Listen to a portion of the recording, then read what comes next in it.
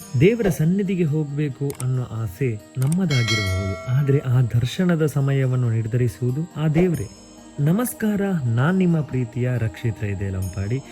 ಇವತ್ತು ನಾನು ನಿಮ್ಮನ್ನು ಒಂದು ವಿಶೇಷವಾದ ಪ್ರಯಾಣಕ್ಕೆ ಕರೆದುಕೊಂಡು ಹೋಗಬೇಕು ಅಂತ ಇದ್ದೇನೆ. ತುಂಬ ದಿನಗಳಿಂದ ನನ್ನ ಮನಸ್ಸಲ್ಲಿದ್ದಂತಹ ಒಂದು ಆಸೆ, ಅದನ್ನು ಇವತ್ತು ನೆರವೇರಿಸ್ತಾ ಇದ್ದೀನಿ. ಬನ್ನಿ, ಕಟೀಲು ಸನ್ನಿಧಿಗೆ ಹೋಗಬೇಕು, ತಾಯಿ ಭ್ರಮರಾಂಬಿಕೆಯ ದರ್ಶನ ಪಡಿಬೇಕು, ತಾಯಿ ಮುಂದೆ ನಿಂತು ನಮ್ಮ ಮನಸ್ಸಿನ ಮಾತುಗಳನ್ನು ಹೇಳಿಕೊಳ್ಬೇಕು ಅನ್ನೋಂಥ ಆಸೆ. ಆದರೆ ಸಮಯ ಕೂಡಿ ಬರಲಿಲ್ಲ. ಎಷ್ಟೋ ಬಾರಿ ಹೋಗಬೇಕು ಅಂದುಕೊಂಡರೂ ಯಾವುದೋ ಒಂದು ಕಾರಣದಿಂದ ತಡೆಯಾಗುತ್ತಾ ಇತ್ತು.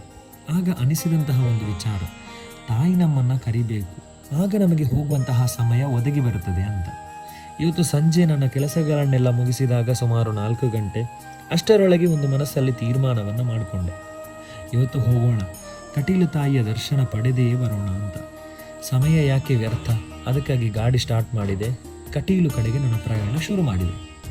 ಗಾಡಿ ಮುಂದೆ ಸಾಗುತ್ತಿದ್ದಂತೆ ಮನಸ್ಸಿನೊಳಗೆ ಒಂದು ರೀತಿಯಾದಂತಹ ಸಂತೋಷ. ಬಹಳ ದಿನಗಳ ನಂತರ ತಾಯಿಯನ್ನು ನೋಡಲು ಹೋಗುತ್ತಿದ್ದೇನೆ ಅನ್ನಂತಹ ಒಂದು ಭಾವನೆ. ಯಕ್ಷಗಾನ ಮುಗಿದ ನಂತರ ಒಮ್ಮೆ ನಾನು ಹೋಗಿದ್ದೆ, ಅದರ ನಂತರ ನನಗೆ ಸಮಯ ಬಂದಿರಲಿಲ್ಲ. ಅದಕ್ಕೆ ಇವತ್ತು ಹೊರಟದ್ದು. ವಾರಕ್ಕೊಮ್ಮೆಯಾದರೂ ತಾಯಿಯ ಸನ್ನಿಧಿಗೆ ಹೋಗಬೇಕು ಅನ್ನೋ ಆಸೆ ಇದ್ದರೂ ಜೀವನದ ಜಂಜಾಟ, ಕೆಲಸಗಳು, ಜವಾಬ್ದಾರಿಗಳು, ಸಮಯದ ಅಭಾವ ಇದೆಲ್ಲವೂ ನಮ್ಮನ್ನು ತಡೆಯುತ್ತಾ ಇತ್ತು. ಆದರೆ ಇವತ್ತು ತಾಯಿ ದರ್ಶನ ಪಡೆಯುವುದಕ್ಕೆ ಸಮಯ ಬಂದಿತ್ತು. ಕಟೀಲು ತಾಯಿಯ ಮೇಲೆ ನಮ್ಮ ಜನರಿಗಿರುವಂತಹ ಭಕ್ತಿ ಎಷ್ಟು ಅಂತ ಹೇಳಬೇಕಾಗಿಲ್ಲ. ಯಾಕೆ ಗೊತ್ತಾ, ಮನೆಯ ದೇವರ ಕೋಣೆಯಲ್ಲಿ, ಗಾಡಿಯಲ್ಲಿ, ಹಲವು ಕಡೆಯಲ್ಲಿ ತಾಯಿ ಜಗನ್ಮಾತೆಯನ್ನು ಕಾಣುವುದಕ್ಕೆ ಸಾಧ್ಯ ಉಂಟು. ತಾಯಿಯ ಮೇಲಿರುವಂತಹ ನಂಬಿಕೆ ಎಲ್ಲೆಡೆ ಕಾಣಿಸ್ತದೆ. ಅಂತಹ ಮಹಿಮೆಯನ್ನು ಹೊಂದಿರುವಂತಹ ತಾಯಿಯ ಯಕ್ಷಗಾನ ಮಂಡಳಿಯಲ್ಲಿ ಒಬ್ಬ ಕಲಾವಿದನಾಗಿ ಸೇವೆ ಸಲ್ಲಿಸುತ್ತಿದ್ದೇನೆ ಅನ್ನುವಂಥದ್ದು ನನಗೆ ನಿಜಕ್ಕೂ ಹೆಮ್ಮೆಯ ಸಂಗತಿ. ನನ್ನನ್ನು ಹಲವರು ಕೇಳುವಂತಹ ಒಂದು ಪ್ರಶ್ನೆ ಇದೆ, ಯಕ್ಷಗಾನ ಯಾಕೆ ಮಾಡ್ತೀಯೋ, ಅದರಿಂದ ನಿನಗೇನೆ ಸಿಗ್ತದೆ, ಅದರಿಂದ ಬರುವ ಹಣ ಎಷ್ಟು? ಆದರೆ ಅವರಿಗೆ ಗೊತ್ತಿಲ್ಲದಂತಹ ಕೆಲವು ವಿಚಾರ ಉಂಟು. ಯಕ್ಷಗಾನ ನನಗೆ ಕೇವಲ ಹಣಕ್ಕಲ್ಲ, ಯಕ್ಷಗಾನ ಕೊಟ್ಟಿರುವ ಒಂದು ದೊಡ್ಡ ಸಂಪತ್ತು, ಅದು ನೆಮ್ಮದಿ. ವೇದಿಕೆಯ ಮೇಲೆ ನಿಂತಾಗ ಸಿಗುವಂತಹ ಅನುಭವ, ಕಲೆಯ ಜೊತೆಗಿನ ಸಂಬಂಧ, ಕಲಾವಿದರ ಜೊತೆಗಿನ ಒಡನಾಟ, ಇವೆಲ್ಲವೂ ನನ್ನ ಅಮೂಲ್ಯ ಸಂಪತ್ತು.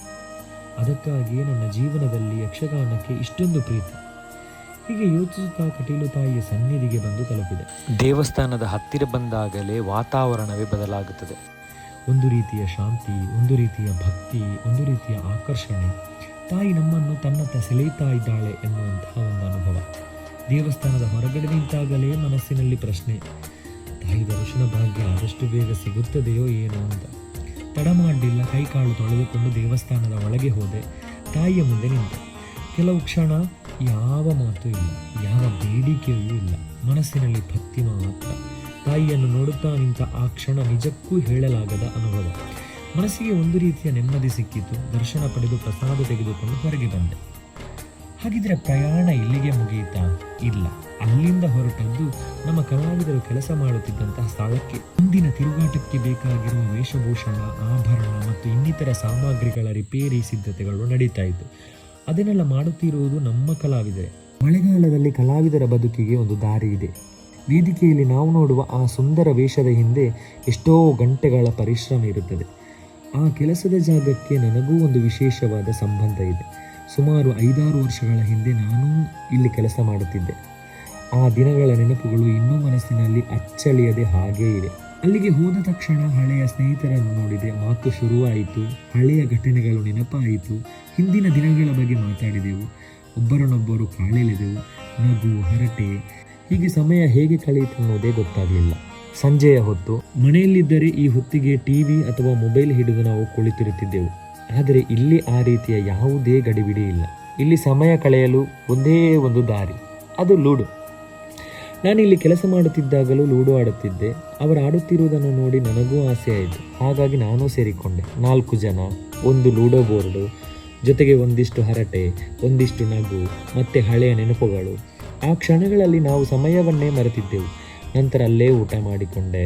ಎಷ್ಟೋ ದಿನಗಳ ನಂತರ ಸಿಕ್ಕ ಆತ್ಮೀಯತೆ, ಆ ಸ್ನೇಹ, ಆ ನಗು, ಅದು ನಿಜಕ್ಕೂ ಒಂದು ರೀತಿಯ ಸಂತೋಷ. ರಾತ್ರಿ ಸುಮಾರು 8:30-9 ಗಂಟೆಯಾಯಿತು. ಅವರೆಲ್ಲರೂ ವಿಶ್ರಾಂತಿಗೆ ಹೋಗುವ ಸಮಯ. ನಾನು ಅಲ್ಲಿಂದ ಹೊರಟೆ. ಮತ್ತೆ ಮಂಗಳೂರು ಕಡೆಗೆ ನನ್ನ ಪ್ರಯಾಣ ಶುರು.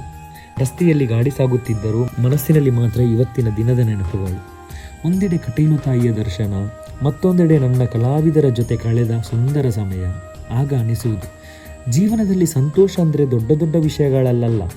ಕೆಲವೊಮ್ಮೆ ದೇವರ ಮುಂದೆ ನಿಂತು ಸಿಗುವ 2 ನಿಮಿಷದ ನೆಮ್ಮದಿ, ಕೆಲವೊಮ್ಮೆ ಹಳೆಯ ಸ್ನೇಹಿತರ ಜೊತೆಗಿನ 1 ಗಂಟೆಯ ಹರಟೆ, ಕೆಲವೊಮ್ಮೆ 4 ಜನ ಸೇರಿ ಆಡುವಂತಹ ಒಂದು ಸಣ್ಣ ಆಟ, ಇವೆಲ್ಲವೂ ನಮ್ಮ ಜೀವನದ ದೊಡ್ಡ ಸಂತೋಷಗಳು. ಹಾಗಾಗಿ ಇವತ್ತಿನ ದಿನ ನನಗೆ ನಿಜಕ್ಕೂ ವಿಶೇಷ.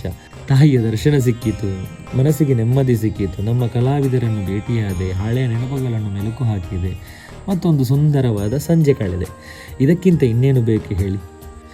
ಈ ಸಂತೋಷದೊಂದಿಗೆ ಇವತ್ತಿನ ವ್ಲಾಗನ್ನು ಮುಗಿಸ್ತಾ ಇದ್ದೇನೆ.